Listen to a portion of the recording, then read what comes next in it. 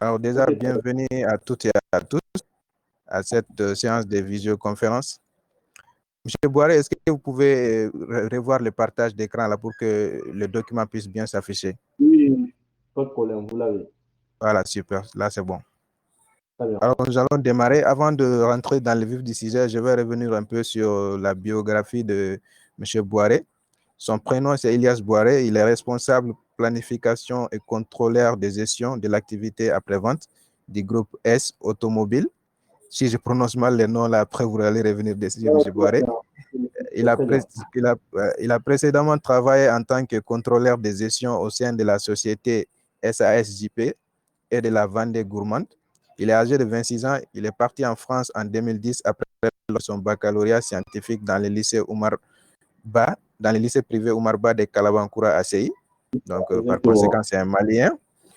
Après un brevet de technicien supérieur en comptabilité et contrôle des gestions, puis une licence et une première maîtrise en administration économique et sociale à la faculté de gestion et des scientifiques et des sciences politiques de Strasbourg, il s'est spécialisé en contrôle des gestions et management des organisations par le biais d'un master à l'IEM Business School de Strasbourg. Ok. Il a travaillé sur Exactement. un mémoire de fin d'études dont le sujet principal s'est porté sur le rôle du contrôleur de gestion dans une structure moyenne.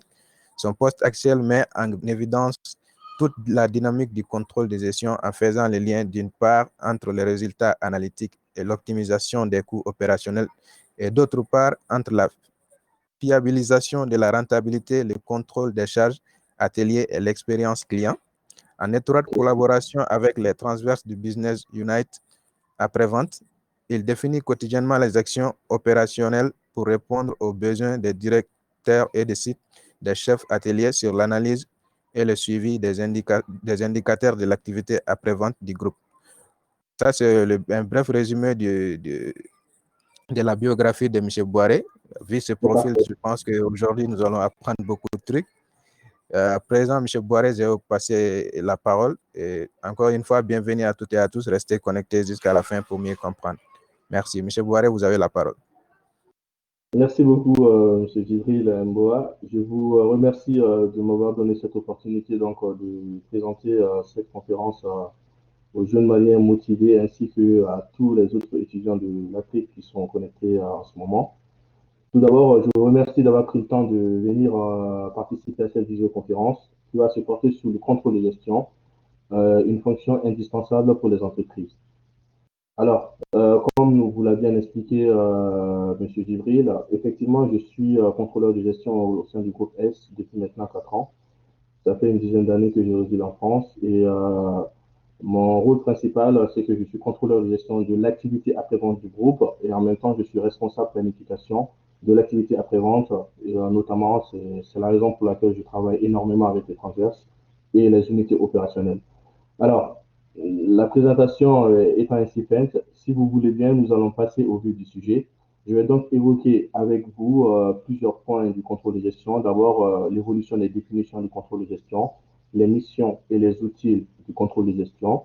Et ensuite, je vais passer en fait vers des données un peu plus techniques. C'est la raison pour laquelle je tiens à préciser que tout le monde ne peut pas être contrôleur de gestion. C'est-à-dire qu'il faut des connaissances et des compétences spécifiques comme dans toute chose de la vie, pour prétendre accéder à cette fonction. Comme vous l'avez compris, vous aurez plus de facilité donc à comprendre cette formation si vous avez des prérequis, même minimes, sur le management, la finance ou la stratégie d'entreprise et la comptabilité. Alors, nous allons passer dans les suivants. Vous avez tout d'abord la fonction du contrôleur de gestion de l'entreprise. Des notions indispensables pour le contrôle de gestion. Alors, déjà, vous avez, quand on parle de contrôle de gestion, il faut savoir que cette fonction, c'est une fonction dérivée de la comptabilité générale. La comptabilité générale, comme vous le savez, c'est une fonction qui est réglementée dans toutes les entreprises qui se créent. Toute structure doit obligatoirement avoir une comptabilité. Et la comptabilité, c'est l'enregistrement de toutes les factures qui sont liées à l'activité, aux opérations d'une entreprise. Ensuite, pourquoi cette fonction, en fait, est une fonction dérivée de la comptabilité? Parce que le contrôle de gestion, il est plutôt anglo-saxon. C'est-à-dire, cette fonction est réglementée et connue sous le nom de control management dans les pays anglo-saxons, où c'est une fonction qui est tout aussi réglementée que la comptabilité, contrairement aux pays francophones ou au sein de la France. Par exemple, en France, le contrôle de gestion est obligatoire uniquement lorsque l'entreprise a une grande taille et que l'activité exige réellement un suivi financier et à la fois un suivi managérial et opérationnel de l'activité. Donc ensuite, le contrôle de gestion résulte de la comptabilité. Donc c'est une fonction dérivée de celle-ci, je le répète. Donc plus axée sur le management, l'amélioration donc continue des processus et de la production d'indicateurs. Ensuite, vous avez la notion d'efficacité et d'efficience. Alors, c'est quoi l'efficacité? L'efficacité, c'est la finalité principale de toute organisation. Elle se définit en fait comme l'atteinte des objectifs stratégiques décidés par le pouvoir de direction.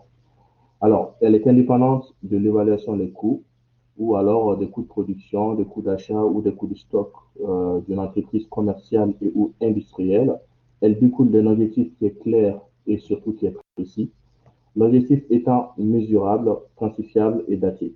Les calculs d'écart qui peuvent se faire souvent entre le réel et le prévisionnel et l'analyse des indicateurs financiers permettront de justifier rapidement le niveau de performance de l'organisation.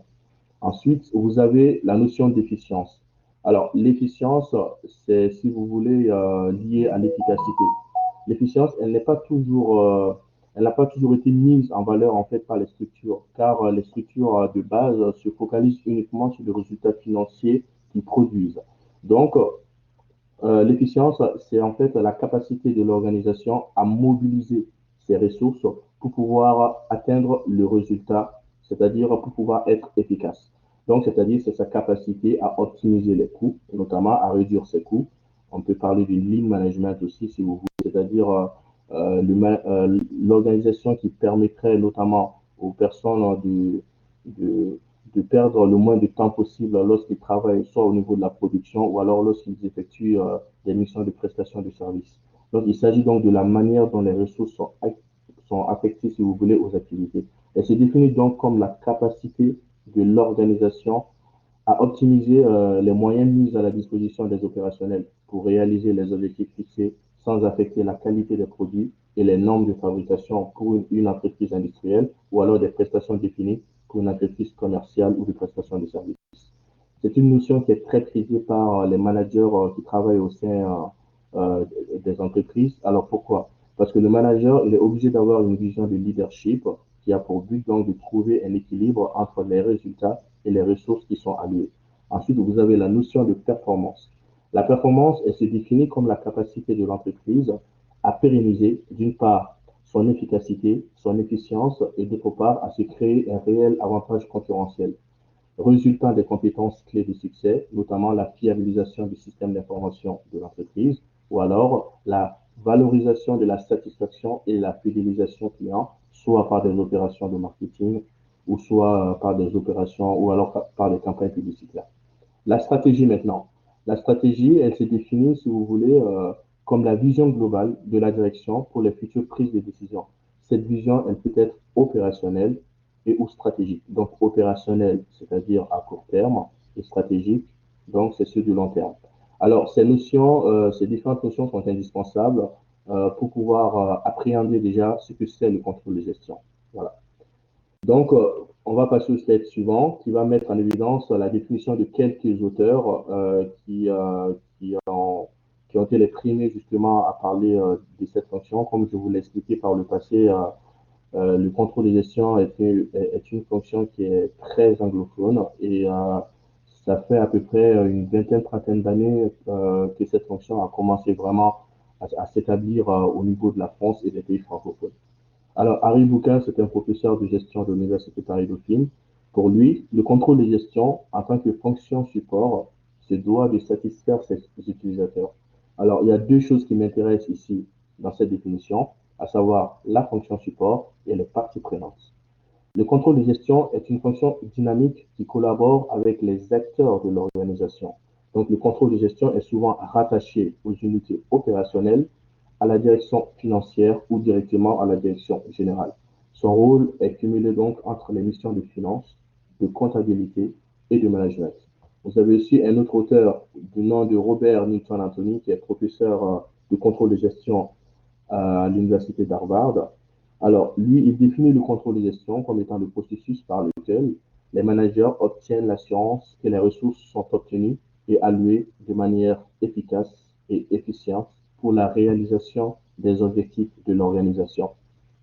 Alors, plusieurs choses m'intéressent dans cette définition. Nous avons d'abord la notion de manager, la notion de résultat, la notion de ressources et la notion d'objectif. Cette définition, pour moi, elle est un peu comptable. C'est une vision qui est très comptable, très financière. Euh, c'est la raison pour laquelle, tout au long des recherches, on s'aperçoit, ou tout au long de l'expérience professionnelle, on s'aperçoit que le contrôle de gestion, si vous voulez, n'est pas forcément une fonction qui doit s'orienter uniquement vers la finance. Elle est obligée en fait de s'adapter à l'évolution de l'environnement de l'entreprise et donc elle est obligée de prendre en compte le management et surtout les unités opérationnelles. Effectivement, le contrôle de gestion, très souvent, si vous voulez, dans les entreprises ici, dans les entreprises françaises ou dans les entreprises un peu partout dans le monde, le contrôleur de gestion, il est souvent vu, si vous voulez, comme le flic de la direction, celui qui est chargé de s'assurer que les coûts qui ont été définis à la base, avant le début de l'activité, sont bien respectés par les opérationnels qui travaillent sur le terrain, ou alors réduire au mieux les coûts, d'où le terme de cost killer. Et voilà. Donc, cette définition du contrôle de gestion, je suis pour à 50%, on va dire. Ensuite, ce que j'aime bien, c'est que, pourquoi j'aime bien cet auteur, c'est que Robert Newton-Anthony, en fait, quand il a défini le contrôle de gestion dans sa vision comptable, euh, à la suite des recherches, il a, il a défini le contrôle de gestion avec une vision un peu plus managériale. C'est-à-dire, il définit le contrôle de gestion maintenant comme en fait un processus par lequel les managers vont influencer d'autres membres de l'organisation pour mettre en œuvre des stratégies. Alors, cette approche décrit la nécessité pour le contrôleur de gestion d'agir sur le comportement et la vision des membres de l'organisation. Il va donc assurer une bonne délégation de la stratégie qui a été prise par la direction au niveau des centres de responsabilité. Les centres de responsabilité, ce n'est d'autre que, en fait, les différents services qui sont sur le terrain. Ça peut être les services commerciaux, ça peut être le service marketing, ça peut être le service call center, ça peut être le service de production, ça peut être aussi les différentes filiales, notamment si nous sommes dans le cadre d'un groupe en question. Donc, il va définir les indicateurs à la fois financiers et non financiers pour d'une part maîtriser les budgets et d'autre part influencer le comportement des services opérationnels et du pouvoir de direction. Alors, on va passer au slide suivant où je vais vous présenter ma propre définition du contrôle de gestion. Pour moi, le contrôle de gestion, je le définis comme un outil de prévision budgétaire, de management, des unités opérationnelles et d'aide à la décision stratégique. Cette fonction participe pour moi au développement de l'avantage concurrentiel et à la création de valeur d'une structure. Cette notion d'avantage concurrentiel et de création de valeur est très importante pour que l'entreprise puisse se positionner sur son marché par rapport à ses différents concurrents. Le contrôleur va ainsi vérifier et analyser les résultats des différents centres de responsabilité pour ensuite en définir les actions correctives. Le système d'information joue donc un rôle très important. Sa qualité et son degré de formalisation conditionnent la pertinence du contrôle de gestion. Quand on parle de système d'information de l'entreprise, il s'agit en fait de la manière dont l'entreprise est organisée, de la manière dont les données sont produites et de la manière dont les données sont émises surtout aux services concernés. Donc, nous allons parler donc des missions et des outils de travail d'un contrôleur de gestion. Comme je vous ai dit un peu plus loin, le contrôle de gestion ne peut pas se détacher de la comptabilité car c'est une fonction dérivée de la comptabilité. Donc, selon moi, le contrôle de gestion se scinde en deux types. Vous avez tout d'abord, selon moi, la comptabilité de gestion et l'analyse financière. Donc, la comptabilité de gestion qui s'affaire vers le calcul des profit and loss. Ensuite, vous avez l'analyse des coûts, vous avez les missions de reporting, puis vous avez l'analyse financière où le contrôleur de gestion fera les clôtures mensuelles, donc en contrôlant les opérations comptables. Il va calculer le flux de trésorerie, donc qu'on appelle le cash flow, si vous l'avez déjà entendu. Ce cash flow permet surtout en fait d'analyser les opérations d'investissement de l'entreprise. Et ensuite, vous avez la trésorerie. Alors, je distingue bien le cash flow de la trésorerie parce que la trésorerie, si vous voulez, elle définit la liquidité réelle de l'entreprise, alors que le flux de trésorerie, qui s'appelle le cash flow, lui a pour mission surtout de dire à l'entreprise si l'investissement qu'il a effectué est un investissement qui crée de la valeur ou pas. Et les missions du contrôle de gestion se déclinent ainsi. Après, vous avez les outils du contrôle de gestion, à savoir le SAP et le BI. Le SAP, c'est un logiciel de gestion intégré. Aujourd'hui, tout contrôleur de gestion sait ce que c'est un SAP. Voilà. Nous reviendrons sur celui-là un peu plus loin dans la présentation. Et vous connaissez tous normalement le Microsoft Excel. Excel, si vous voulez, c'est vraiment l'outil indispensable pour un contrôleur de gestion. Un contrôleur de gestion est obligé de maîtriser le logiciel Excel pour pouvoir automatiser ses tableaux, faire des formules, euh, faire des macros. Voilà, c'est vraiment le logiciel que je conseille à toute personne qui souhaite être contrôleur de gestion. Si jamais il n'a pas de niveau en Excel, qui suit des cours informatiques, ensuite, sans vous mentir, vous avez des cours sur Internet, sur YouTube, pour pouvoir avoir au moins un niveau A1. Après, avec l'apprentissage ou les stages, vous parviendrez rapidement au niveau C1, C2. Donc, comme je vous l'ai dit, la première mission du contrôle de gestion, selon moi, c'est vraiment le ticking des charges dans une entreprise, notamment qui se décline soit en charge variable, directe, indirecte, en charge fixe, directe et indirecte. D'abord, qu'est-ce que les charges variables? Les charges variables d'une entreprise, ce sont des charges qui varient avec l'évolution des chiffres d'affaires. Ça peut être notamment des matières premières, des marchandises, etc. Les charges fixes, c'est la baisse ou la diminution du chiffre d'affaires. Il n'agit pas, du coup, les charges fixes, si vous voulez, ne changent pas, quelle que soit l'évolution des chiffres d'affaires. Que le chiffre d'affaires augmente ou que le chiffre d'affaires baisse, ces charges fixes restent les mêmes. Par exemple, ce sont les frais d'électricité, ce sont les frais d'entretien des machines, ça peut être les factures d'eau, par exemple. Ensuite, vous avez les notions de charges directes et indirectes. On parle de ces notions pour distinguer les charges qui impactent objectivement le domaine d'activité stratégique, notamment les achats des matières premières, la consommation des matières premières, la main-d'œuvre directe, le coût de production des produits vendus, et celles ayant moins d'impact, notamment les charges d'approvisionnement, les salaires des improductifs et les frais de transport. Alors, les budgets. Tout contrôleur de gestion sait que lorsqu'il travaille dans une entreprise, il est obligé de mettre en évidence un budget. Un budget, c'est quoi? C'est la prévision qui permet à toute organisation d'anticiper sur la durée sa performance en fonction de l'évolution de l'activité et des règles imposées par le marché.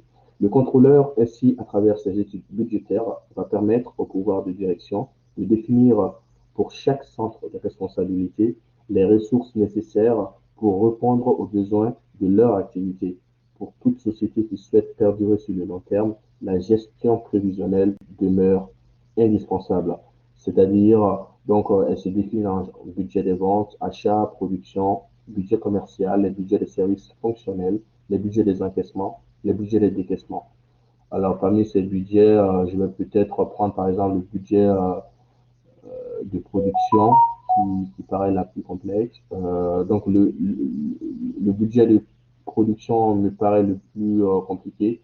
Si vous voulez, il récapitule toutes les prévisions que vous faites en termes de consommation de matières premières, toutes les main-d'œuvre ou tous les salaires des personnes, en tout cas, qui influent directement sur la performance réelle de l'activité. Et ensuite, il est aussi composé de charges indirectes, notamment les charges qui découlent en fait de l'entretien soit des matériaux ou alors des immobilisations, etc.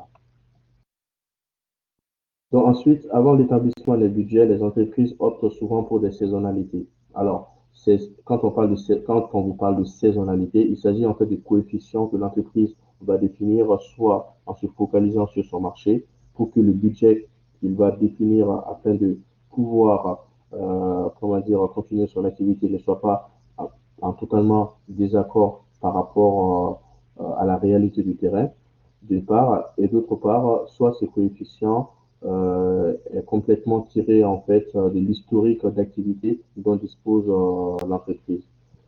Le budget des ventes, dans le budget des ventes, l'entreprise va surtout lister tout ce qui est quantité de vente prévisionnelle au prix de vente pour le calcul du chiffre d'affaires. Dans celui des achats, c'est la prévision des achats qui sont nécessaires pour la vente ou la production. Donc, soit c'est des marchandises ou des matières premières, etc. Ensuite, vous avez la planification des stocks qui est très importante car ça permet de mettre en évidence la variation du stock, c'est-à-dire le stock initial, la livraison, les consommations qui en découlent pour déterminer le stock final. Le stock final qui étant le stock initial auquel on enlève, auquel on rajoute la livraison pour ensuite déduire les consommations. Alors, ensuite, vous avez le budget des services fonctionnels. Il s'agit en fait des salaires des services support et autres charges fixes, comme notamment les fournitures de bureau, les frais opérateurs, etc. Les budgets des encaissements.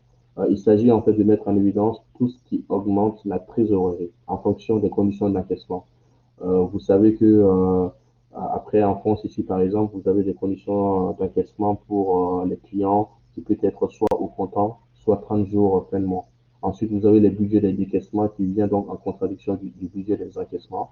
Vu que l'encaissement, c'est celui que vous allez avoir comme bénéfice, c'est celui qui va augmenter vos résultats. Et le décaissement, ben, c'est l'indicateur qui va diminuer donc logiquement le résultat. Dans ce cas, si par exemple un client vous lui imposez de vous payer à 30 jours fin de mois, c'est-à-dire euh, chaque fin de mois, il est obligé de régler l'ensemble de ses factures. Mais dans ce cas, pour pouvoir avoir de la trésorerie, vous êtes obligé de dire donc à un fournisseur de vous payer 60 jours fin de mois. Comme ça, vous savez que vos encaissements vont bientôt rafluer votre caisse, alors que la facture que vous devez payer à votre fournisseur est bien décalée. Ensuite, toutes ces notions de budget vous permettront notamment de déterminer le forecast. Donc, le forecast, c'est un compte de résultat prévisionnel, si vous voulez, dans lequel il y a des indicateurs qui sont mis en évidence, comme notamment la marge opérationnelle, qui est la différence entre le chiffre d'affaires et les charges variables, l'EBITDA, qui est le résultat d'exploitation hors amortissement. Donc, c'est à différencier de l'EBE, qui est l'excédent brut d'exploitation, qui est la différence entre les produits d'exploitation et les charges d'exploitation. Ensuite, vous avez l'EBIT, qui n'est d'autre que le résultat euh, financier. Ensuite, vous avez le DOPAT, qui est la somme de l'EBITDA et de l'EBIT, qui est le résultat net, ou alors, si vous voulez, le résultat du compte prévisionnel. Alors, j'espère que je ne vous ai pas perdu, c'est assez technique. Ensuite, cette notion de trésorerie, la trésorerie est très importante pour un contrôleur de gestion car il est amené en fait à effectuer un contrôle permanent de cet indicateur pour une entreprise. La trésorerie, si vous voulez, elle est très importante pour évaluer l'efficacité financière d'une boîte. Elle est la liquidité réelle dont dispose une organisation. Elle doit être mise en œuvre sur une durée de moins 6 mois. C'est un outil qui permet au pouvoir de direction d'avoir une bonne vision stratégique dans le but d'assurer soit une bonne santé financière ou alors la survie même de la société sur le long terme, car une entreprise qui n'a pas de liquidité ne peut pas survivre tout simplement. Alors, pour calculer la trésorerie, vous avez plusieurs formules qui permettent de calculer la trésorerie. Tout d'abord, vous avez à partir des éléments du bilan, le BFR et le FRNG. Alors, le BFR, c'est le besoin en fonds de roulement, c'est-à-dire c'est l'analyse des ressources financières pour couvrir le besoin financier. Il traduit le besoin financier donc de l'entreprise. Il se calcule par la différence entre les emplois circulants et les ressources circulantes de l'entreprise, c'est-à-dire les stocks et les créances avec les dettes fournisseurs qui viennent en déduction des stocks et des créances. Après, vous avez le fonds de roulement net global, le FRNG, qui est tout simplement en fait le contraire du BFR, c'est-à-dire que ce sont les fonds dont dispose l'entreprise pour pouvoir financer justement ses investissements. Donc, c'est la différence entre les emplois stables et les ressources stables, notamment les immobilisations auxquelles on déduit les capitaux propres. Donc ensuite, vous avez aussi les budgets donc, des encaissements et des décaissements qui interviennent dans le calcul de la trésorerie. Très généralement, comme je l'ai dit, la trésorerie finale du mois en cours correspond toujours à la trésorerie initiale du mois suivant et ainsi de suite. Donc, par exemple, supposons que vous avez créé une entreprise et que vous voulez évaluer sa trésorerie. Alors, la trésorerie initiale, soit c'est vous-même qui avez, c'est votre fonds propre qui va constituer votre liquidité, ou alors c'est la banque qui a accepté de vous prêter de l'argent. Dans ce cas, vous avez une trésorerie initiale. Et ensuite, les budgets des encaissements, donc les futures opérations où vous avez prévu d'encaisser de l'argent. Donc, vous le rajoutez à la trésorerie initiale. Et ensuite, vous déduisez toutes les dépenses que vous avez prévues de cela. Donc, ça vous fait la trésorerie finale. Puis ensuite, vous avez une autre notion qui est très importante en contrôle de gestion, c'est la capacité d'autofinancement qu'on appelle la CAF. C'est l'ensemble en fait des ressources internes dont dispose une entreprise pour absorber son financement. La valeur comptable des éléments d'actifs cédés, si vous voulez, c'est le VCAAC, donc c'est la valeur comptable des éléments d'actifs cédés, c'est la valeur des actifs à un instant T. C'est la différence entre le prix d'achat hors taxe auquel on déduit l'amortissement et les provisions. Ensuite, vous avez le PCA, qui est le produit de cession des éléments d'actifs. Vous savez que très généralement, l'entreprise souvent tire en fait un avantage économique ou fiscal d'un bien qu'il peut détenir. Donc, c'est rare souvent, mais il arrive que l'entreprise vend ses immobilisations ou une partie de ses immobilisations pour créer un produit de cession d'éléments d'actifs. Donc, pour calculer donc la CAF, vous prenez le NOPAT, c'est-à-dire le résultat net, auquel vous rajoutez la valeur comptable des éléments d'actifs cédés. Vous déduisez les produits des cessions d'éléments d'actifs. Ensuite, vous devez rajouter les charges calculées. Qu'est-ce que les charges calculées? Les charges calculées, si vous voulez, c'est toutes les charges qui ne créent pas de la trésorerie, notamment, par exemple, les dotations aux amortissements. Et ensuite, vous devez aussi déduire les produits calculés. Et les produits calculés, ben, c'est le contraire des charges calculées. Ce sont tous les produits qui ne créent pas de la trésorerie, notamment les produits non encaissables. Exemple, les refus sur amortissement et provisions, les coûts de part de subvention qui sont virés au compte de résultat. Après, vous avez une deuxième formule qui permet de déterminer la capacité d'autofinancement de l'entreprise. Notamment, c'est l'EBITDA qu'on a vu un peu avant, qui est le résultat d'exploitation hors amortissement, auquel vous rajoutez les produits encaissables et les charges décaissables. Alors, qu'est-ce que les produits encaissables? Il s'agit en fait de tous les produits à encaisser en dehors de l'excédent brut d'exploitation. Notamment, ça peut être des produits financiers, des produits exceptionnels ou alors des dégrèvements d'impôts, par exemple, les pénalités qu'un client va subir pour défaut de paiement. Ensuite, vous avez les charges décaissables. Il s'agit de toutes les charges à décaisser en fonction en dehors de l'excédent brut d'exploitation aussi. Ça peut être donc des charges financières, des charges exceptionnelles. Alors, exemple de charges décaissables, vous avez par exemple un client qui devient irrécouvrable, c'est-à-dire un client qui vous doit de l'argent, mais pour X raisons, il n'arrive pas à vous payer, donc du coup, vous le considérez comme insolvable. Ensuite, nous allons passer donc aux notions de flux de trésorerie, le cash flow. Le flux de trésorerie, il est surtout important lorsque une entreprise, par exemple, vous demande en tant que contrôleur de gestion, écoutez, nous avons des investissements importants à effectuer. Nous aimerons savoir si cet investissement va nous créer de la valeur ou pas. Alors, plusieurs éléments interviennent dans le calcul du flux de trésorerie. Vous avez le CAPEX. Le CAPEX, ce n'est rien d'autre que le montant de l'investissement en soi. C'est-à-dire que c'est le montant que l'entreprise souhaite investir pour dégager de la valeur. L'OPEX, si vous voulez, c'est juste en fait des opérations qui interviennent dans le calcul du NOPAT. C'est notamment les dépenses d'exploitation, les charges directes, les impôts et les taxes. Donc, d'autres éléments qui interviennent donc dans le calcul du cash flow, vous avez le BFR que je vous ai expliqué un peu dans le slide juste avant. Donc là, vous devez en fait calculer le BFR en pourcentage de chiffre d'affaires. C'est-à-dire, vous prenez le montant du besoin en fonds de roulement que vous disposez et ensuite vous faites le prorata avec le chiffre d'affaires. Ensuite, vous avez les dotations aux amortissements et productions, les DAP, auxquels vous enlevez les produits de cession d'éléments d'actifs et la valeur comptable des actifs cédés. Donc, tous ces éléments permettront de calculer notamment le cash flow, c'est le flux de trésorerie. Et à la fin, vous serez capable de dire à l'entreprise, si vous effectuez tel investissement à telle date, cela va vous procurer tel résultat. Ensuite, vous avez les coûts analytiques. Alors, l'analyse des coûts, pour ne pas vous mentir, c'est l'une des missions les plus importantes du contrôleur de gestion, car, comme je vous ai dit par le passé, on appelle souvent le contrôleur de gestion un cost killer, c'est-à-dire celui qui est chargé de réduire les coûts sous autorité de la direction générale. Donc, il est très important de maîtriser les différentes méthodes qui permettent de calculer un coût de revient et pour parvenir à un résultat analytique. L'une des missions basiques du contrôle de gestion reste la réduction des coûts. Le contrôle de gestion donc va mettre en lumière plusieurs systèmes de calcul. Vous avez la méthode des coûts complets qui permet de calculer le coût de revient.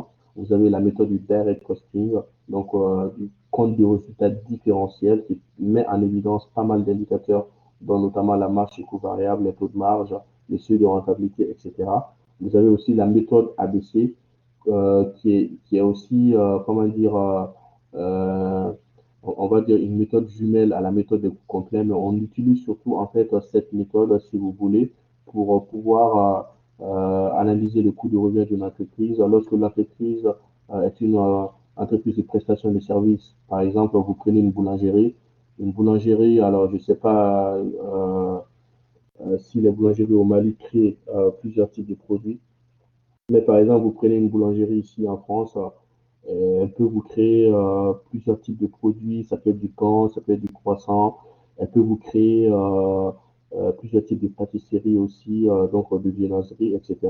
Donc, comme il y a une possibilité, une multitude de produits que l'entreprise en question peut créer, dans ce cas, c'est là que la méthode ABC a vraiment son importance, car on va plus s'intéresser au coût des produits, mais plutôt au coût de l'activité en lui-même. Donc, il va diviser, en fait, si vous voulez, euh, l'activité principale de l'entreprise en un sous-ensemble sur la base de laquelle des unités d'œuvre sont déterminées, etc.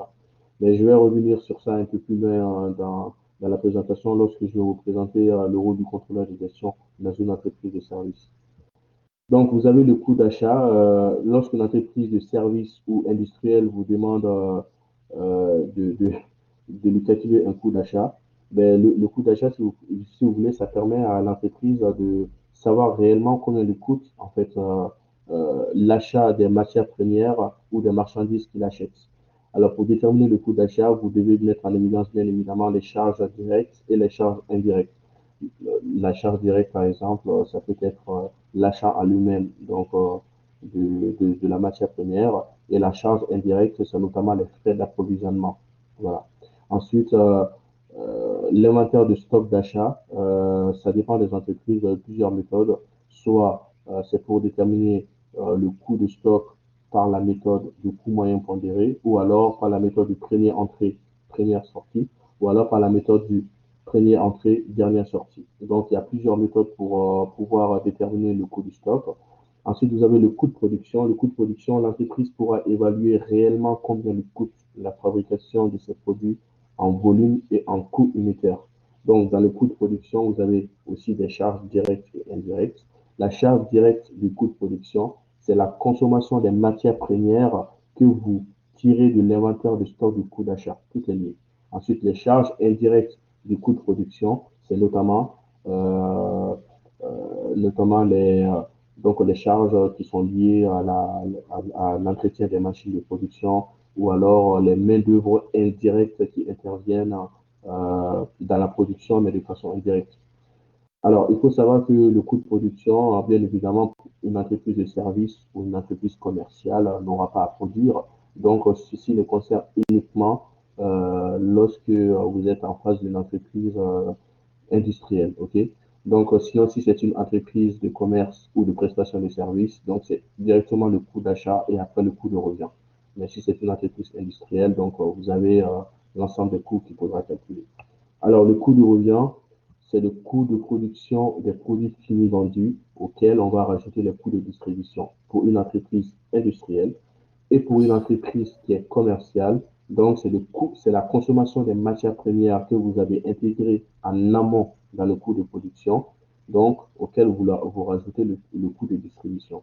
Le coût de revient, il permet à l'entreprise, si vous voulez, d'une part, de se positionner lui-même par rapport à son marché, à ses concurrents, du coup, et de positionner surtout ses produits aussi en termes de coûts et de fixer un prix marginal, ce prix marginal qui va lui permettre de dégager un résultat optimiste, d'où cette notion de résultat analytique. Le résultat analytique diffère du résultat comptable. Pourquoi? C'est très simple à comprendre. C'est-à-dire que la comptabilité, si vous voulez, euh, euh, est régie par plusieurs principes, dont notamment le principe d'indépendance, le principe de prudence, etc. Alors que nous, en fait, contrôleurs de gestion, notre rôle, c'est de faire comprendre à l'entreprise si elle est réellement performante sur son secteur d'activité. C'est-à-dire les coûts qu'on va intégrer pour déterminer le coût de revient ou le coût global de l'activité, ce sont les coûts qu'on va juger utiles à l'activité et qui impactent réellement la performance d'une activité. Notamment, c'est la raison pour laquelle souvent en contrôle de gestion, quand vous suivez les cours, vous avez des notions comme les charges non incorporables, les charges incorporables, les produits non incorporables, etc. Donc, les charges non incorporables, par exemple, c'est-à-dire qu'on n'incorpore pas dans le calcul du coût fait par le contrôle de gestion, c'est notamment les charges financières et les charges exceptionnelles. Ça, c'est logique parce que les intérêts d'une banque, très franchement, ça n'impacte pas l'activité de l'entreprise. Du coup, on ne le prend pas en compte. Ou alors, les charges exceptionnelles, comme notamment les problèmes judiciaires que l'entreprise peut avoir avec un fournisseur ou un client devant la justice, cela non plus n'a pas à être incorporé dans le cadre du coût de revient. Tout comme dans le chiffre d'affaires aussi qu'un contrôle de gestion va constater, il ne peut pas non plus intégrer dans le chiffre d'affaires les subventions. Voilà, parce que les subventions, il s'agit, c'est une forme d'emprunt, c'est une forme de financement de l'activité d'une entreprise, mais ce n'est pas l'activité qui la produit. Tout ce qui nous intéresse, nous, c'est vraiment la réelle performance de l'activité en termes de production. Donc, le contrôleur de gestion doit fiabiliser les opérations comptables au moment de la clôture périodique. Il est garant du respect du principe d'indépendance et du principe de prudence. Alors, le principe d'indépendance, pour ceux qui ont des notions comptables, savent que c'est un principe qui est très important car il consiste en fait à dire que chaque produit et chaque charge doivent être uniquement rattachés à l'exercice qui les concerne. En cas d'erreur, le contrôle de gestion va soumettre un document de synthèse à la comptabilité chaque mois ou chaque semaine ou chaque trimestre selon la périodicité définie par l'entreprise. Et ce document de synthèse, si vous voulez, va résumer l'ensemble des opérations permettant de réguler les écritures comptables qui ont été passées, donc enregistrées au cours de l'exercice en question. On parle donc de fiabilisation des clôtures mensuelles avec des comptes de régularisation. Ça peut être notamment des PCA, des CCA, c'est-à-dire des produits constatés d'avance, des charges constatées d'avance, des FNP, des charges à payer, des factures non parvenues ou des produits à recevoir. Exemple, par exemple, de produits constatés d'avance et de charges constatées d'avance, c'est lorsque l'entreprise, par exemple, paye en avance une facture d'un fournisseur ou encaisse une facture d'un client au cours de l'exercice en cours, alors que ces factures sont des opérations d'un exercice postérieur, donc du futur. Dans ce cas, l'entreprise va constater un PCA pour diminuer son résultat de l'exercice en cours, mais ce PCA va devenir tout simplement un réel produit qui va augmenter le résultat de l'exercice postérieur auquel il est affecté. Et inversement, pour la charge constatée d'avance. Et exemple de facture non parvenue des charges à payer ou des produits à recevoir, c'est lorsque, par exemple, l'entreprise vend un produit sur lequel il y a encaissement, mais le client n'a pas encore reçu son produit, ou l'entreprise va payer un fournisseur sans qu'il y ait entrée de stock. Dans ce cas, l'entreprise va donc enregistrer sur la base de la date de livraison la prestation et non sur la base de la date d'émission de la facture de la prestation. Ces opérations seront donc enregistrées sur l'exercice en cours, même si la facture intervient sur l'exercice suivant. Donc, du coup, les factures non parvenues vont diminuer le résultat et les produits à recevoir vont augmenter le résultat. Le contrôleur de gestion doit aussi s'assurer que le principe de prudence est respecté. En réalité, il doit s'assurer que l'ensemble des principes comptables sont respectés. Et les deux principes qui très souvent reviennent sur l'actualité, ce sont ces deux principes-là. Alors, le principe de prudence, une charge même probable ou incertaine doit être considérée comme une charge. Et un produit qui est incertain n'est pas considéré comme un produit. C'est-à-dire, pour faire simple, on ne prend aucun risque. Quand tu sais que ça, c'est une charge, ou alors peut-être que c'est une charge, dans ce cas, tu le constates comme une charge. Donc, quand tu constates que ce produit, on n'est pas sûr vraiment si on peut le considérer comme un produit, ou alors on ne sait pas si on va l'encaisser, par prudence, ne l'encaissez pas. Donc, c'est le principe de prudence de la comptabilité. Ensuite, vous avez les missions de reporting. Quand vous attendez, par exemple, dans les offres d'emploi des contrôleurs de gestion, quand vous parle de reporting, le reporting, si vous voulez, ce n'est rien d'autre que la remontée des données chiffrées dans les KPI, donc les indicateurs clés de succès de l'ensemble des centres de responsabilité. L'entreprise à la direction via des tableaux de bord automatisés. Donc, c'est vraiment l'automatisation, en fait, des remontées de chiffres, qui peut être du chiffre d'affaires, peut-être, comment dire, du calcul d'indicateurs que vous remontez à la direction. Donc, la fréquence des remontées peut être hebdomadaire, mensuelle et ou annuelle. Alors, en termes d'outils de contrôle de gestion, je vous avais parlé du SAP et du ERP. C'est très important de maîtriser ces notions car ce sont des logiciels de gestion intégrés, c'est-à-dire ils permettent de gérer en fait au quotidien l'ensemble des ressources de l'entreprise. Et aujourd'hui, tout contrôleur de gestion sait très bien que lorsqu'il va travailler au sein de l'entreprise, sauf si l'entreprise n'a pas vraiment de système d'information qui est formalisé, sinon de base, il sait qu'il aura affaire à un SAP ou un ERP pour pouvoir travailler avec. Ensuite, vous avez la notion de BI que vous avez peut-être déjà entendu, qui est la Business Intelligence. Et la business intelligence, ce n'est d'autre en fait que l'informatique décisionnelle. Donc c'est l'informatique décisionnelle, c'est-à-dire qui va permettre de transformer digitalement les données pour que le contrôleur de gestion qui a l'habitude de produire sur Excel des multitudes de tableaux de bord puisse gagner justement beaucoup de temps déjà. Et ensuite, qu'il puisse surtout fiabiliser les données qu'il transmettent soit à la direction, soit aux unités opérationnelles. Et comme je vous l'avais dit, Excel, c'est le logiciel qui est indispensable pour être contrôleur de gestion ou même pour travailler dans d'autres fonctions. Je vous conseille de faire tout pour maîtriser vraiment le Excel, que ce soit en profondeur, essayer d'aller même jusqu'au macro, ou alors d'essayer de maîtriser au maximum les formules complexes, les tableaux croisés dynamiques, les graphiques, etc. Alors, les indicateurs clés de succès, notamment, c'est la liste de quelques indicateurs qu'un contrôleur de gestion a l'habitude donc de soumettre à la hiérarchie.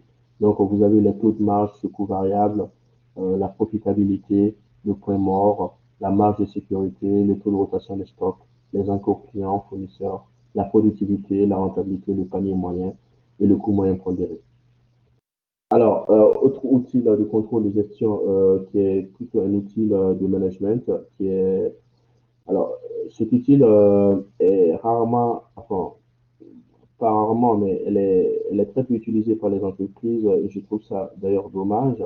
Pourquoi? Parce qu'en fait, c'est un outil qui permet, si vous voulez, d'avoir une visu ou alors plutôt un lien entre les objectifs de l'entreprise et euh, l'ensemble des perspectives qui composent une entreprise, c'est-à-dire les clients, les procédures internes, le développement et l'apprentissage.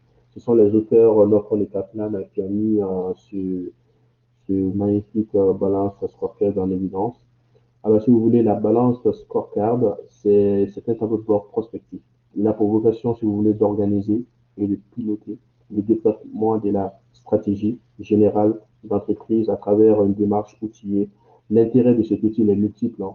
Il permet de traduire notamment les objectifs stratégiques en objectifs opérationnels, prioriser donc les projets de développement et d'action marketing. Elle permet de mesurer et suivre la trajectoire de l'entreprise vers l'atteinte ou pas des objectifs définis, mettre en cohérence le travail de chaque collaborateur avec les objectifs opérationnels, faciliter la communication de la stratégie et sa déclinaison pour tous les services.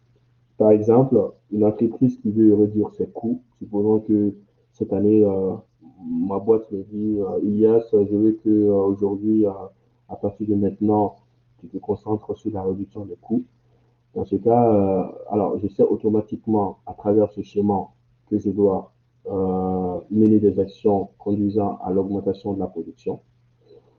Donc, et ensuite, je dois et de m'assurer justement que les personnes qui travaillent tout au bas de l'échelle, mais qui font surtout vivre l'entreprise, donc notamment les productifs, donc ceux qui travaillent réellement sur les terrains sont compétents et qui pourront justement permettre l'augmentation de la production pour pouvoir avoir un effet de volume sur le prix. Donc, du coup, la diminution des coûts. Ou alors, supposons que la boîte me dise, OK, à partir de maintenant, tu dois établir des actions qui permettront d'augmenter le chiffre d'affaires. Dans ce cas, qu'est-ce que le contrôleur de gestion d'affaires? Il doit se rapprocher du service marketing pour proposer plus de services, faire des campagnes de fidélisation, des prospects, etc. Et ensuite, il sait aussi que les opérationnels sur le terrain n'ont pas le choix. Ils sont obligés de monter à compétence pour pouvoir garantir une qualité de produits et ou de prestations aux clients. Ensuite, vous avez d'autres outils managériaux, comme par exemple le SWOT, le PESTEL, les 5 forces concurrentielles. Pour tous ceux qui ont eu des parcours un peu managériels, savent de quoi je parle normalement. Le modèle SWOT permet de mettre en évidence tout ce qui est force, faiblesse, opportunité et menace de l'entreprise. Le modèle PESTEL, si vous voulez, ça sert surtout à une entreprise, enfin, on va dire, si par exemple le service marketing veut vraiment aller au détail d'une étude de marché avec la collaboration du contrôleur de gestion, cette analyse est assez performante pour cela parce qu'elle permet justement d'avoir une vision macroéconomique de son activité, à savoir sur la politique, l'économie, la société, la technologie, l'écologie et la loi. Donc, c'est-à-dire tous les éléments qui peuvent influencer, je dirais, l'activité de l'entreprise sur son marché. Ensuite, vous avez les 5 forces concurrentielles de porteurs, c'est-à-dire l'intensité concurrentielle, la menace des nouveaux entrants, voilà, le pouvoir de négociation des clients. C'est quand même mieux pour une entreprise que le pouvoir de négociation des clients soit le plus faible possible. Et contrairement au pouvoir de négociation des fournisseurs, qui doit être aussi le plus faible possible pour une entreprise. Ensuite, vous avez les menaces des produits de substitution, notamment les concurrents directs. Ensuite, vous avez l'influence du pouvoir public. Voilà. Car vous ne pouvez pas faire tout ce que vous voulez, la loi intervient toujours pour réguler le marché. Nous allons passer donc à un sujet un peu moins technique maintenant du contrôle de gestion. Nous allons parler des profils types et l'évolution du contrôle de gestion à l'avenir.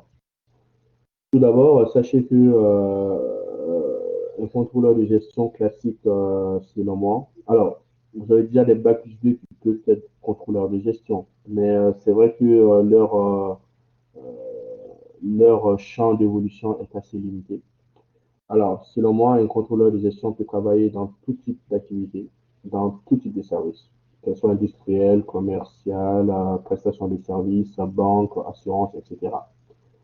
Et ensuite, pour le parcours classique, comme vous voyez, donc vous avez le contrôleur de gestion diplômé d'un bac plus 3, plus 5, avec 3 à 5 années d'expérience. Donc, il peut être un business manager. Entre 5 et 8 années, il peut prétendre à être responsable du contrôle de gestion ou directeur contrôleur de gestion.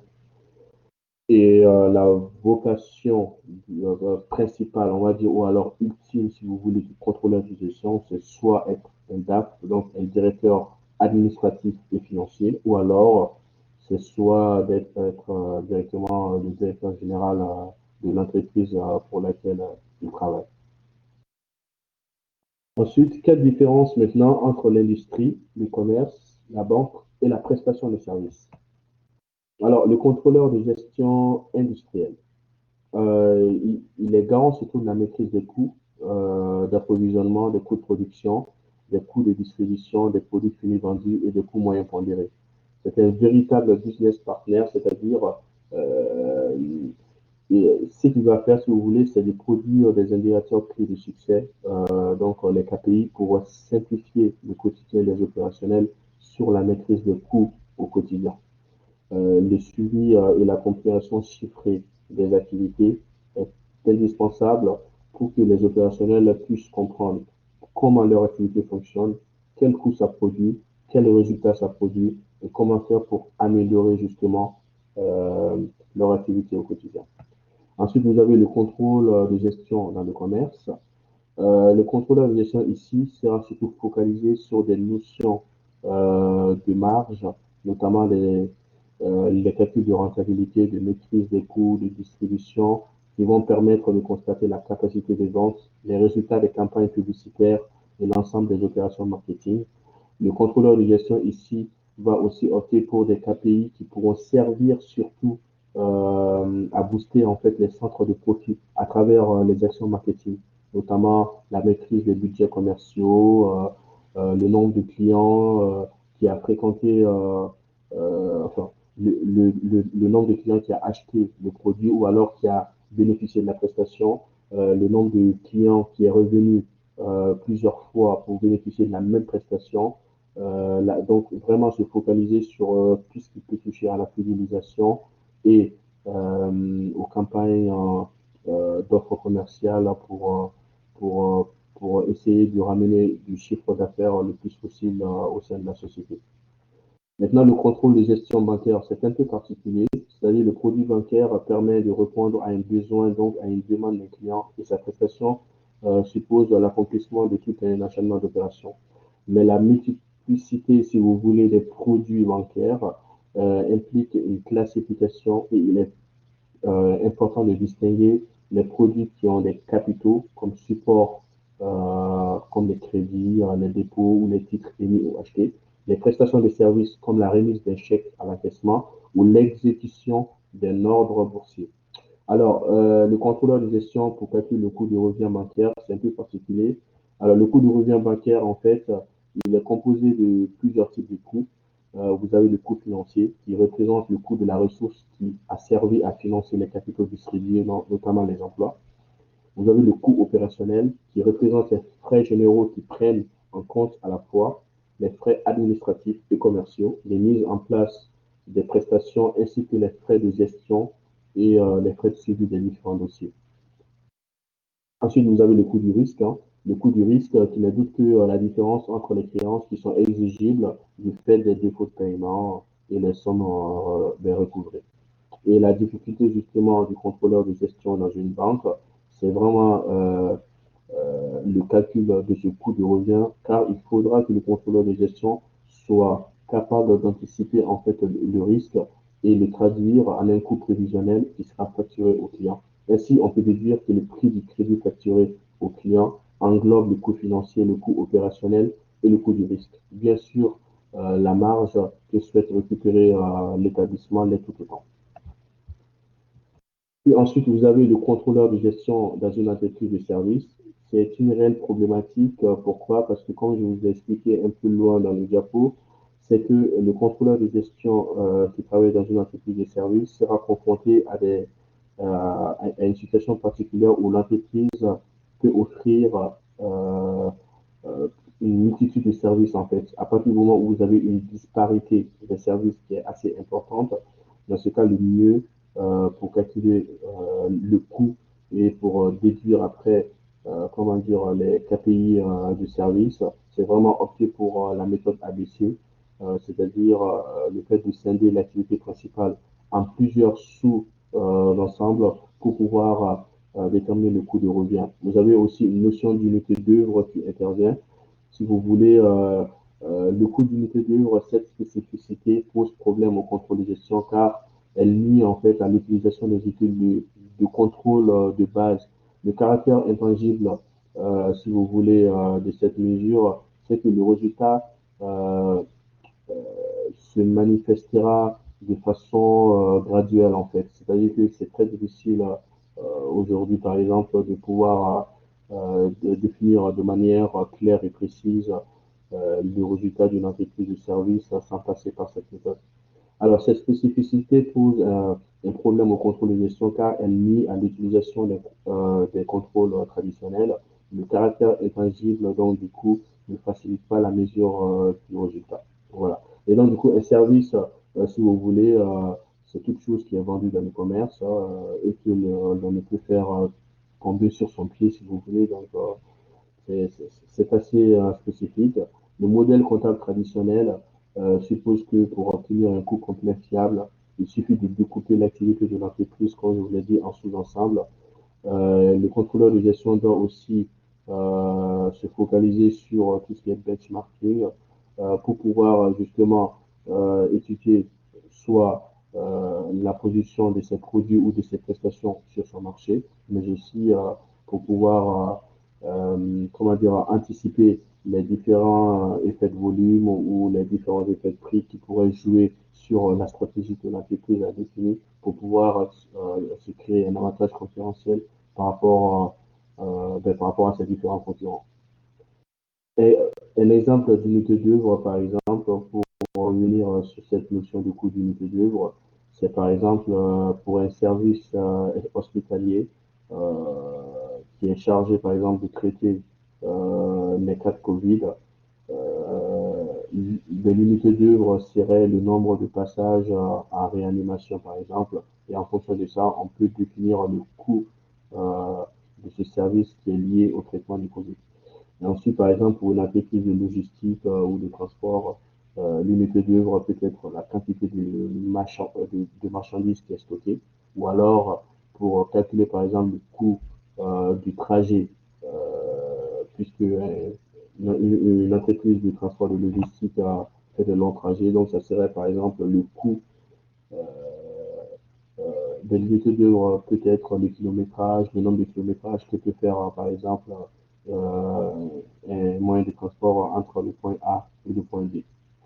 Et je vous ai aussi parlé du notion de benchmark. Si vous voulez, le benchmark, c'est un outil managérial qui a très souvent été négligé, mais de plus en plus d'organisations et de contrôleurs de gestion intègrent cette notion de benchmarking. Ce procédé, il a pour but d'effectuer régulièrement des études de précision sur les concurrents directs et de l'environnement de la société. Il vient en aide au contrôleur de gestion. Le contrôleur pourra, grâce à ces données, mettre en place des outils pertinents et proposer des solutions pour la définition de la meilleure stratégie, permettant à la petite structure de conserver, si vous voulez, son avantage concurrentiel sur le long terme. La stratégie sera définie donc en fonction des besoins de l'environnement, c'est-à-dire l'offre et la demande, et des ressources qui sont disponibles. Donc, le benchmarking, pour moi, c'est un véritable outil de plus qui va permettre justement au contrôleur de gestion d'élargir ses compétences sur son secteur d'activité. Donc, nous allons passer à la notion de BI. La BI, comme évoqué un peu au-dessus, est l'un des outils qui permettra au contrôle de gestion d'évoluer et d'élargir ses domaines de compétences tout en optimisant le temps dédié à la réalisation de sa mission. Donc, du coup, la BI permet, si vous voulez, de transmettre au contrôle de gestion toutes les données nécessaires dans une entreprise. Ça peut être notamment les feuilles de calcul, les archives qui sont automatisées, les données CRM, donc les données clients, les données marketing, les données ressources humaines. Donc, il va combiner tout ça et ensuite, il va les transmettre de manière fiable et pertinente au contrôle de gestion. Et ce dernier, donc, du coup, va produire ensuite plusieurs données sous différentes formes, soit par des tableaux de bord, soit par des graphiques. Et ça va lui permettre surtout de manager à temps réel les opérationnels pour qu'ils puissent avoir une vision chiffrée et concrète et surtout juste de leur activité. Et c'est un véritable outil de décision pour la direction, vu qu'il pourra définir de façon concrète des opérations permettant soit de prévoir des investissements ou alors de développer ses parts de marché sur le long terme. Alors, la BI, comme je vous ai dit, c'est l'outil décisionnel en fait qui va regrouper comment dire, les informations que génère l'entreprise, notamment les feuilles de calcul, les archives, les données clients. Le contrôleur de gestion au bout de cette transformation digitale pourra restituer plusieurs informations à l'entreprise et il peut même grâce au BI par exemple donner des informations chiffrées par zone géographique. Donc, cet outil, il est vraiment performant. Ensuite, vous avez le contrôle de gestion 3.0, selon moi. On l'appelle le business analyst. Pour moi, il est surtout une personne qui doit être sur le terrain pour évaluer les indicateurs clés du succès. Il doit être plus proche des responsables opérationnels. Il doit opter plus pour des indicateurs de management, comme je vous ai expliqué la balance scorecard ou alors les notions de benchmarking. Ensuite, il doit imaginer aussi des outils d'analyse performants, recherche de nouveaux data pour définir de multiples scénarios dans la gestion des risques. Ensuite, le contrôleur de gestion doit être celui qui est capable d'être technophile et curieux sur l'évolution du marché. Il doit être à l'écoute de nouveaux outils de contrôle, assurer leur mise en place et assurer la formation, améliorer sa storytelling, c'est-à-dire sa manière de communiquer les données chiffrées tout simplement, et être force de proposition. Voilà. Donc du coup, je vous remercie. Je pense que j'ai eu l'occasion de présenter tout ce que je voulais. J'espère que vous tenez toujours le coup. Le contrôle de gestion, c'est assez technique. C'est vrai qu'il est difficile de se détacher de cette technicité lorsqu'on présente cette fonction. Donc, c'est à vous. Si jamais vous avez des questions à poser, voilà, c'est à vous.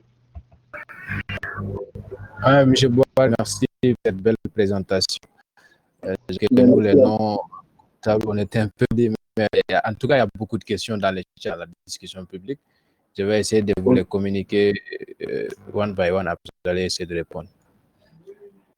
Alors, Ok. il y a Marc Loua qui demande quels sont les risques d'un contrôleur industriel. Alors, les risques d'un contrôleur industriel, si vous voulez, sont multiples en fait. Déjà, d'une part, vous avez euh, le fait que les ouvriers qui travaillent ou alors les productifs, moi je les appelle les productifs, c'est-à-dire c'est eux qui travaillent au sein vraiment des machines, etc. Donc ceux qui produisent. Alors les ouvriers qui travaillent, si vous voulez, ou les contremaîtres qui les suivent, sont très frileux en fait des, euh, des différents objectifs chiffrés qui viennent de la direction. Donc, le problème principal, c'est tout d'abord le lean management, c'est-à-dire comment faire pour le contrôle de gestion, il doit s'assurer que les productifs ne perdent pas de temps au niveau de la production. Donc ça, c'est la première chose. La deuxième chose, il doit aussi s'assurer que le budget qu'a défini justement la direction au niveau stratégique soit bien respecté par les opérationnels, donc en l'occurrence, soit par les contremaîtres ou alors les chefs de service qui managent un peu ces productifs qui travaillent au sein de l'atelier. Ensuite, vous avez d'autres risques aussi qui peuvent être liés tout simplement, comment dire, à la force du marché, comme je l'ai expliqué par la méthode Pestel ou alors par la méthode SWOT, où j'ai mis en évidence justement que la loi du marché joue beaucoup en fait sur les missions du contrôleur de gestion. Car si le contrôle de gestion, supposons, définit un coût de revient classique pour pouvoir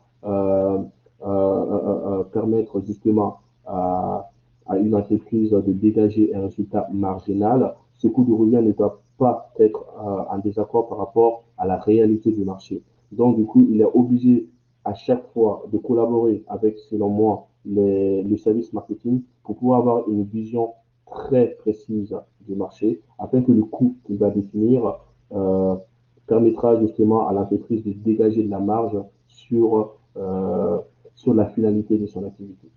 Voilà. Si jamais... Merci, M. Boal, pour cette réponse.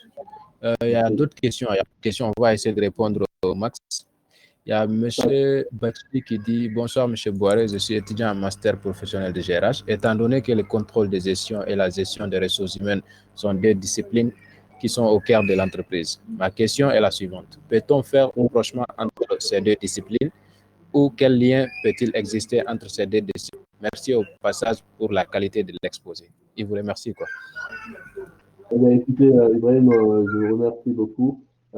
Sachez que le contrôle de gestion et la gestion des ressources humaines euh, ne sont pas forcément en désaccord. C'est-à-dire, peut-être que j'ai oublié de le présenter au moment de ma conférence, mais sachez que vous avez aussi un type de contrôleur de gestion qu'on appelle le contrôleur de gestion sociale. Et très généralement, vous avez souvent des contrôleurs de gestion qui, dans leur mission, font une partie financière, donc purement financier, ils font une partie managériale, donc des indicateurs qui sont mis à la disposition des opérationnels, ensuite des déplacements sur site pour pouvoir leur expliquer comment il faut travailler pour réduire le budget, pour maîtriser le budget. Ensuite, vous avez une partie sociale. Par exemple, dans la mission que j'effectue au groupe S, j'ai une partie sociale. La partie sociale que j'effectue, c'est notamment le calcul de l'absentéisme, le calcul, comment dire, des primes à travers la productivité, le rendement horaire. Et ensuite, je m'assure aussi que, comment dire, toutes les congés qui ont été préconisés par le contrôle de gestion soient respectés en fonction des congés réels dont le ressources humaines a à sa disposition. Mais concrètement, même si vous avez fait un parcours de gestion des ressources humaines, la réalité, c'est qu'un contrôleur de gestion, si vous voulez, on est tous un peu contrôleur de gestion dans nos vies, vous savez. À partir du moment où, par exemple, je ne sais pas moi, demain, pour vous, vous devez, par exemple, je ne sais pas, vous avez prévu d'aller en boîte ce week-end, par exemple, mais pour aller en boîte, il vous faut quoi? Il vous faut de l'argent, déjà. Et après, il vous faut aussi des habits convenables pour pouvoir vous présenter à la boîte. Donc, du coup, pour avoir ça, vous devez prévoir. Donc, vous devez prévoir de l'argent, vous devez vous préparer pour pouvoir partir. Le contrôle de gestion, si vous voulez, c'est en quelque sorte ça, mais qui s'applique dans un monde financier ou dans un monde d'entreprise, si vous voulez. Donc, il y a aussi des contrôleurs de gestion sociaux, comme je voulais préciser. Vous avez aussi souvent des contrôles de gestion qui est souvent lié aux ressources humaines qu'on appelle des contrôleurs, si je ne me trompe pas, des contrôleurs organisationnels, c'est-à-dire ils sont là surtout pour vérifier la masse salariale, les effets, les effectifs entrants, les effectifs sortants, pour évaluer, comment dire, les mouvements d'entrée et de sortie au sein de l'entreprise, pour pouvoir permettre justement aux contrôleurs de gestion financiers de prévoir les coûts salariaux qui permettront soit d'assurer une productivité optimale ou alors soit d'assurer un résultat optimal. Voilà. Donc, du coup, le contrôle de gestion et la gestion des ressources humaines ne sont pas totalement incohérents. Voilà. Vous pouvez cumuler les deux et vous pouvez aussi vous pouvez faire aussi du contrôle de gestion dans le cadre des ressources humaines. Voilà. Bon, on retient de cette réponse quand même que le contrôle de gestion et la gestion des ressources humaines est lié quelque part au sein de l'entreprise. Et aussi que quelque part, nous sommes tous des contrôleurs de gestion dans la vie courante, quoi. C'est Surtout ça, avec l'exemple exactement. de la boîte. Alors, j'ai vu, Et, moi, Djibril, j'ai juste vu une question que je vais répondre. Il y a Jim D qui a dit le contrôle de gestion est-il un métier d'avenir? Alors, je pense que pourquoi cette question elle est importante selon moi, parce que l'erreur que fait selon moi beaucoup d'étudiants dans la vie, dans la décision de, de la vie universitaire, c'est qu'ils optent souvent pour pour des filières qui, à la clé, n'offrent pas d'embauche. Et pour cela, il est très important le temps que vous avez. Je suis désolé, mais je vais peut-être sortir un peu du contrôle de gestion. Et là, comme j'ai l'impression de m'adresser aux jeunes maliens, le temps que vous avez, quand vous dites par exemple que vous n'avez pas de travail ou que le système ne vous donne rien, utilisez ce temps pour développer vos compétences. Pour développer vos compétences, quel que soit le secteur, mais il faut que cette compétence, vous vous dites qu'après, ça vous servira. Et il n'y a rien de mieux que de développer justement cette compétence dans, comment dire, dans les études universitaires, soit que vous êtes en train de faire ou alors que vous avez déjà clôturé.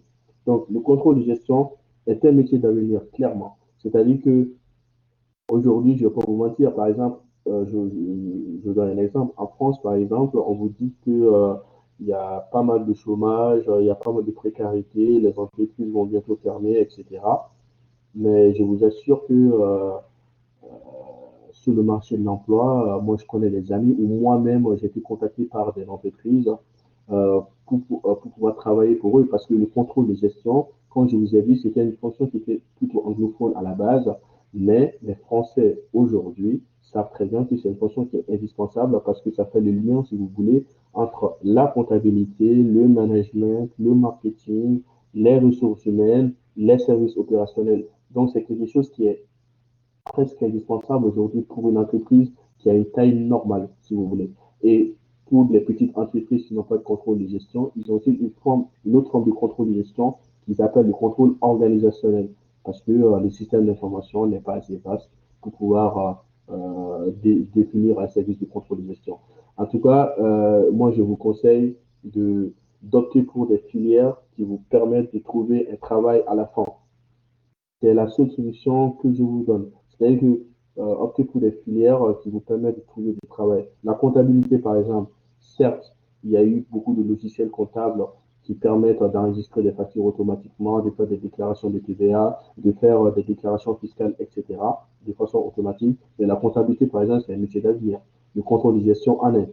La finance d'entreprise aussi, le management des organisations, enfin, là, en tout cas, d'un point de vue financier, vu que moi, je maîtrise uniquement cette partie-là, c'est clairement un métier d'avenir.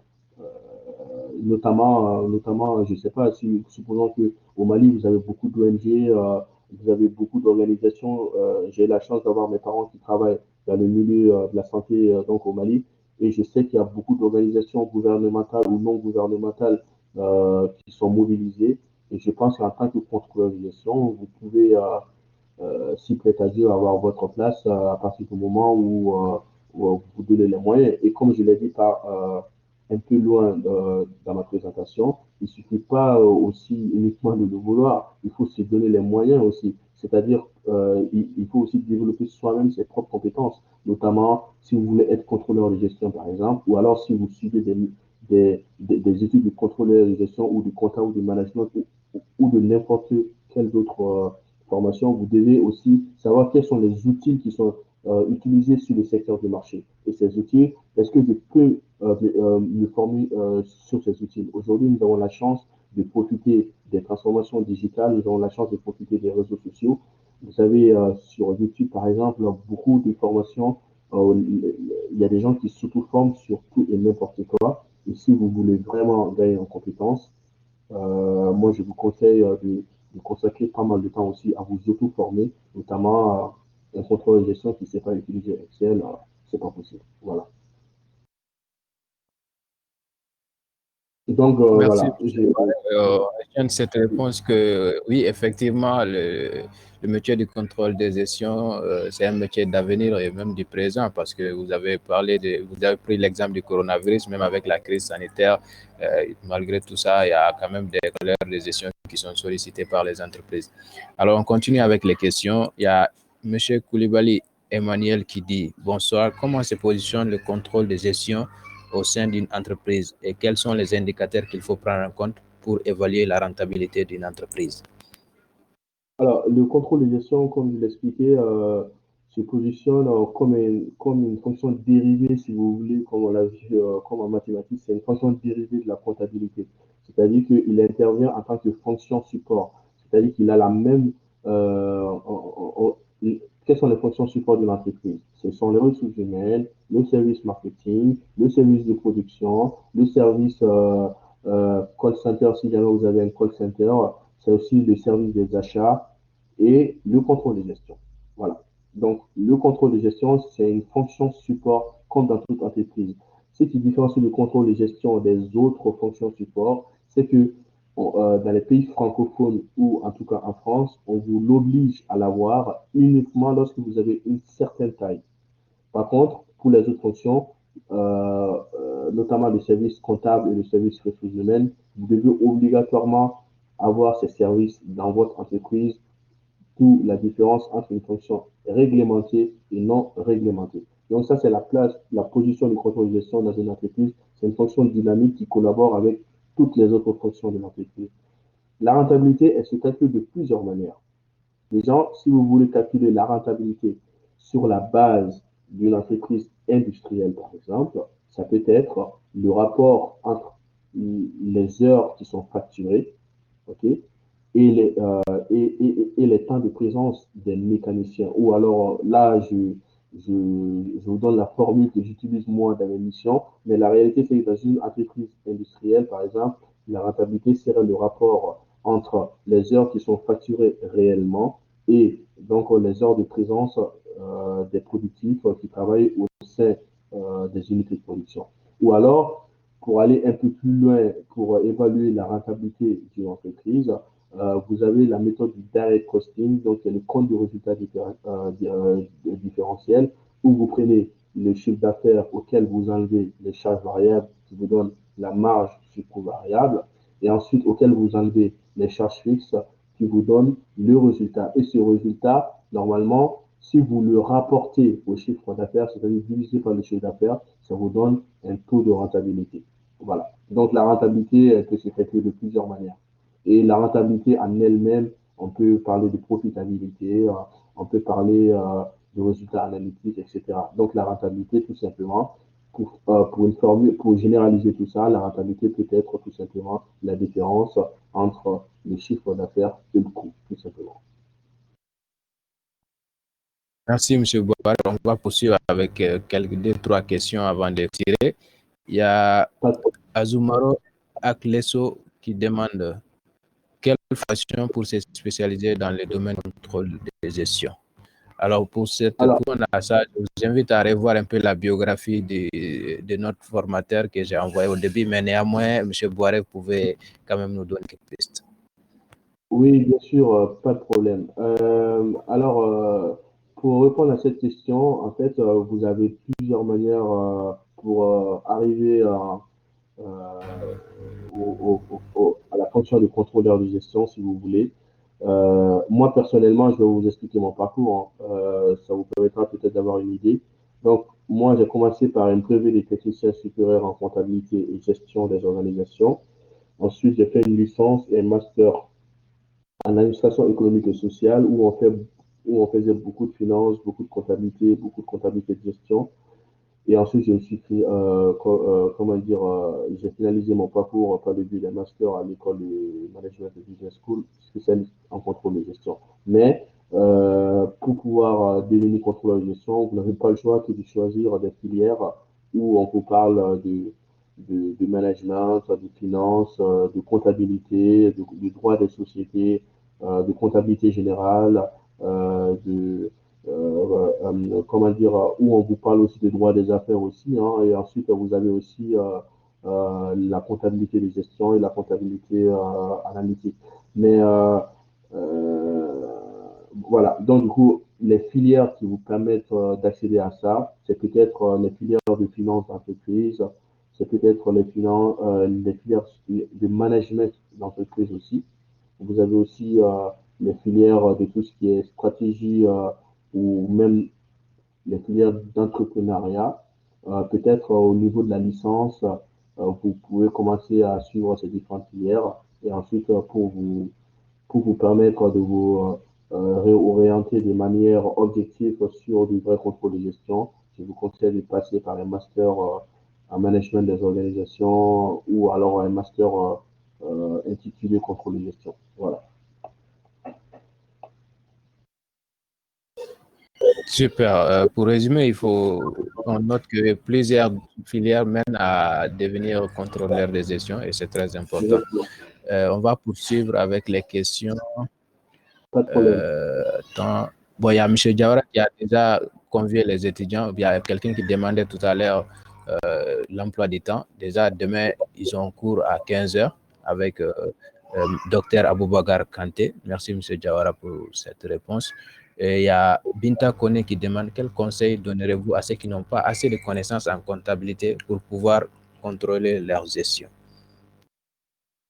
Pour pouvoir contrôler, alors, pour pouvoir devenir contrôleur de gestion ou pouvoir contrôler leur gestion. Après, la question, ça dépend de la manière dont on le prend au final. Parce qu'en fait, pour pouvoir contrôler sa gestion, donc je vais pas me positionner d'un point de vue personnel, mais plutôt de vie personnelle, mais plutôt d'un point de vue d'entreprise.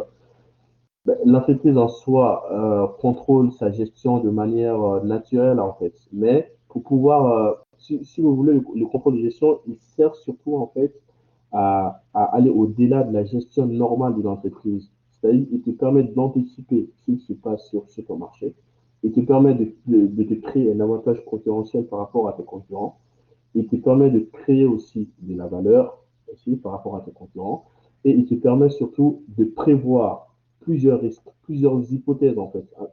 Et ensuite, tu prends l'hypothèse qui te permet à la fois de réduire tes dépenses et ensuite d'améliorer tes gains. Alors, ça, c'est vraiment une vision de l'entreprise.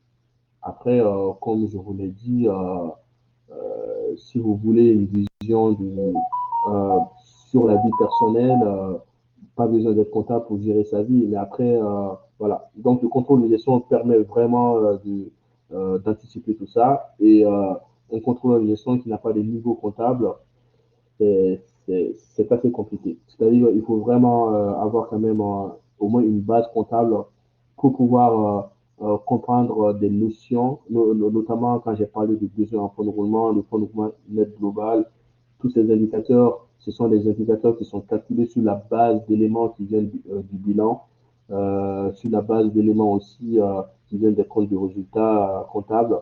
Donc, au moins, je vous conseille vraiment de vous documenter en comptabilité, en tout cas maîtriser les bases de la comptabilité pour pouvoir ensuite vous orienter vers les indicateurs et les formations du contrôle de gestion. Parfait. On va poursuivre avec les questions encore parce qu'il y a beaucoup de questions et puis beaucoup de commentaires. Il y a Non, non, d'autres ne qui vous vous inquiétez pas, félicitent. j'ai un peu de temps aujourd'hui, donc il n'y a pas de problème.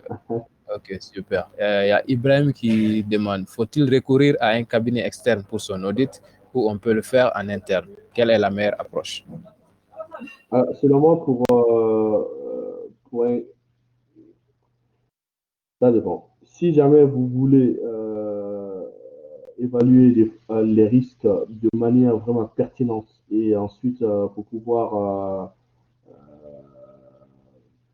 comment dire, mettre en évidence les actions correctives nécessaires pour, euh, pour, euh, pour être en phase avec votre activité. Je pense qu'il faudrait mieux opter pour un cabinet d'audit externe dans la mesure où justement c'est un cabinet d'audit qui est spécialisé dans cette mission. Alors ça c'est la première phase. Après, l'option pour la compétence interne n'est pas à négliger non plus. Comment vous dire, c'est comme, je vous donne l'exemple, par exemple, d'un commissaire aux comptes qui va venir dans une entreprise au moment de la clôture comptable pour pouvoir vérifier si les comptes sont fiabilisés. C'est quand même mieux, selon moi, si vous n'avez pas vraiment un service audit dans l'entreprise qui est dédié à cela.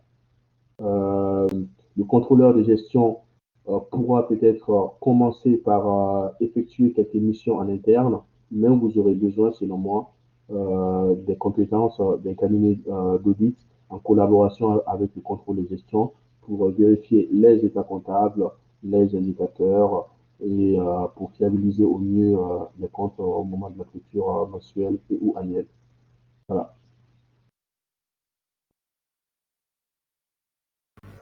Parfait. Merci, Monsieur Boiré.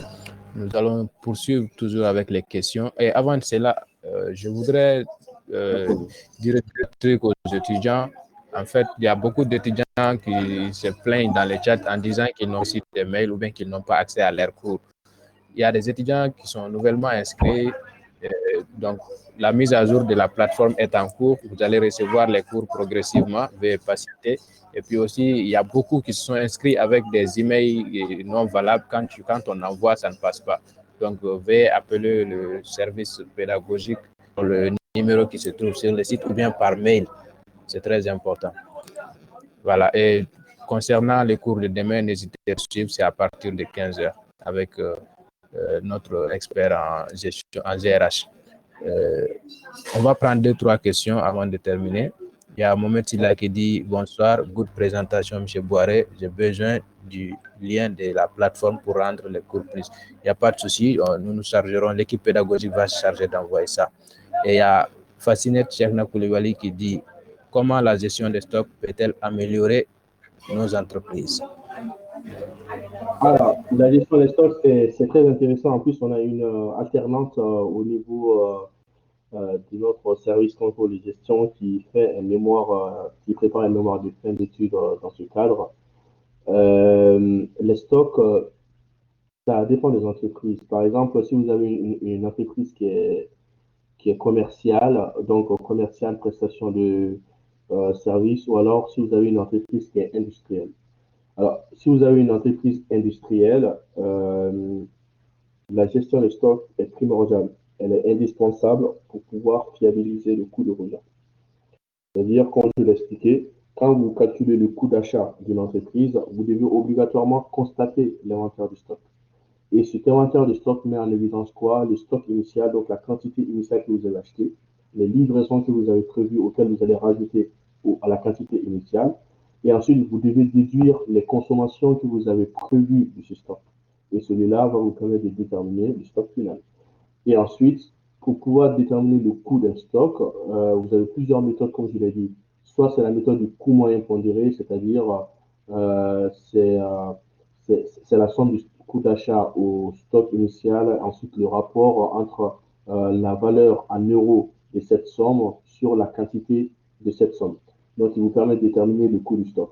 Ensuite, vous avez aussi la deuxième méthode qui est le premier entrée, premier sorti, c'est-à-dire que le coût à l'entrée au moment de l'établissement du coût d'achat équivaut au coût à la sortie. Alors, ensuite, vous avez le stock au niveau du coût de production. Le stock au niveau du coût de production est très important car ça permet en fait de mettre en évidence les coûts de production des produits vendus qui est ensuite utilisé comme charge directe pour déterminer le coût de revient. Il permet aussi notamment de mettre en valeur le réel coût que l'entreprise va supporter au niveau de la production. Donc, la gestion des stocks est vraiment très importante. C'est pour cela, en termes de gestion des stocks, vous avez la notion de rotation du stock. La rotation du stock, si vous l'entendez, c'est pas de la magie, c'est juste en fait le nombre de fois que vous devez renouveler votre stock, par exemple. Ensuite, pourquoi la gestion des stocks est importante? La gestion des stocks est importante parce que elle vous permettra, si vous voulez, de comment dire, elle vous permettra d'influer aussi sur la comptabilité dans la mesure où vous savez, par exemple, vous avez telle quantité de stock et à la fin de l'année, vous êtes sûr à peu près qu'il y a 70% de cette quantité que vous n'allez pas pouvoir vendre. Dans ce cas, qu'est-ce que vous allez faire? Vous allez provisionner. Vous allez constater une provision de stock. Et la provision de stock, en fait, augmente, si vous voulez, le résultat.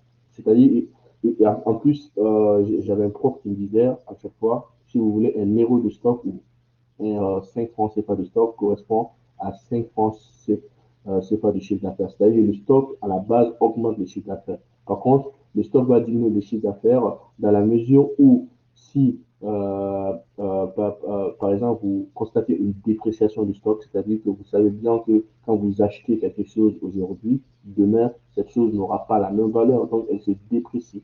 Dans ce cas, le stock diminue le chiffre d'affaires. Mais en tout cas, la gestion du stock, c'est quelque chose qui est assez vaste et c'est vraiment très important de maîtriser aussi cette notion de gestion des stocks pour pouvoir mieux appréhender les missions de contrôle de gestion. Après, sans parler des stocks, par exemple, des restaurants, tu vois. Par exemple, les stocks des restaurants, vous êtes obligé de l'utiliser, sinon ça sera périmé, vous allez constater des pertes. Et voilà. Le stock peut être lié soit à la fréquence des clients qui fréquentent les restaurants, ça peut être lié à la fréquence euh, du temps, du moment. Voilà. C'est quelque chose vraiment qui est très important. Et il faut surtout, surtout, quelle que soit l'entreprise, garder toujours un stock de sécurité. Car, comme je vous l'ai dit, 1 euro de stock correspond à 1 euro de chiffre d'affaires. Il faut toujours garder un stock de sécurité car le plus gros souci qu'une entreprise peut avoir, c'est de ne pas pouvoir répondre à un client qui demande une prestation de service ou qui demande un produit spécifique. Il faut toujours donc avoir un stock de sécurité pour pouvoir répondre efficacement aux clients. Voilà. Parfait.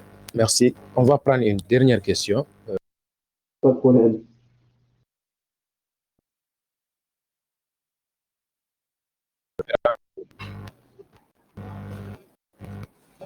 Monsieur Boiré, vous avez entendu la question?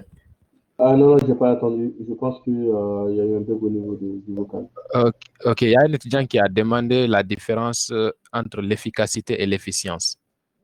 Ok.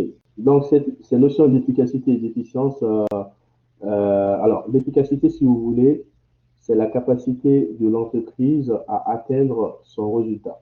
Okay? C'est-à-dire qu'à partir du moment où euh, une entreprise se fixe des objectifs et qu'il ne les atteint pas, logiquement, on se dit qu'il n'est pas efficace, tout simplement.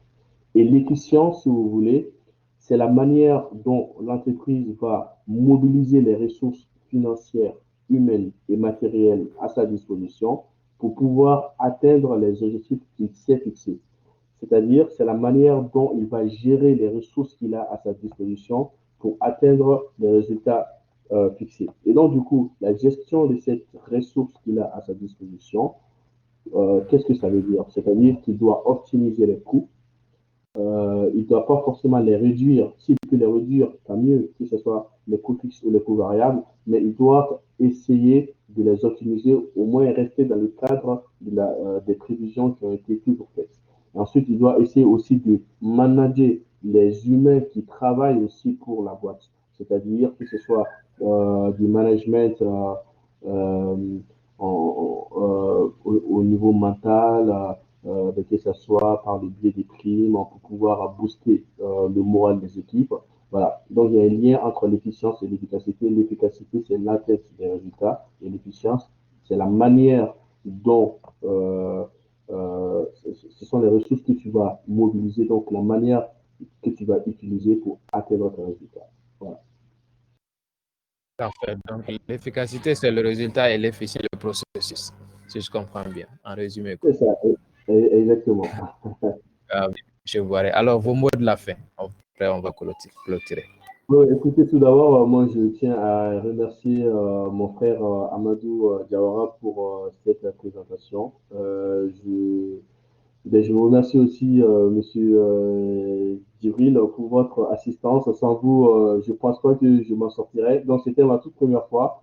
Je tiens à le préciser. Pas besoin de jouer quelqu'un qui maîtrise la situation. Donc, j'étais tout petit stressé, comme si j'étais à un entretien d'embauche.